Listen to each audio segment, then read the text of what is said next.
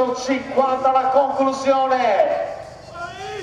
Maglia Zalp comando, anzi 2 maglie Zalp.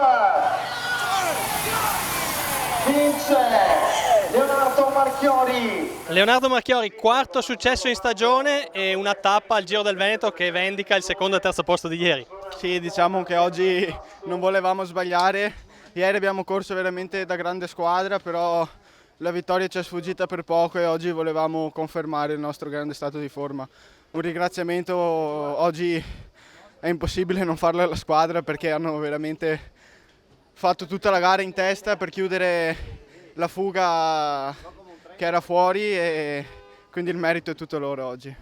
Che onore avere una maglia tricolore che tira per te. È un grande onore, Marco è veramente un ragazzo umile, va forte, è un primo anno e bisogna fargli solo i complimenti.